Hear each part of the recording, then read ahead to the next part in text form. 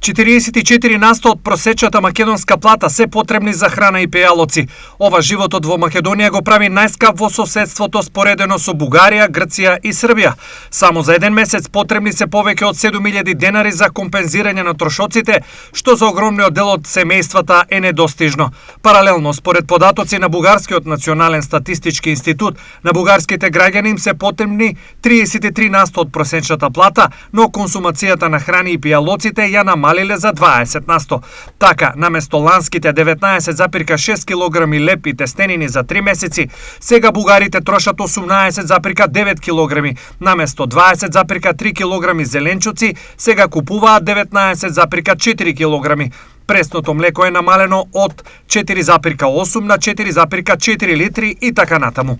Во Грција за храна и пејалоци се потребни 29% од просечната плата, но намалување на потрошувачката има за 17%. Таму статистиката е подобрена со нагледот пат на цените на овошјето и зеленчуците. Според податоци од Атинската берза, за само една недела, падот на цените е помеѓу 15 и 43%, за што причина е добрата реколта. Освен храната, еден од клучните фактори на добриот, односно лошиот стандард се и горивата. Овој издаток условува многу други семејни трошоци и е неминовен. Следи мал преглед на цените на горивата и паралелната куповна моќ. Македонија моментално 351 литар бензин за просечна плата, Бугарија 359, Романија 393, Турција 442, Грција 583 и Хрватска 549 и Словенија 800 литри за просечна плата.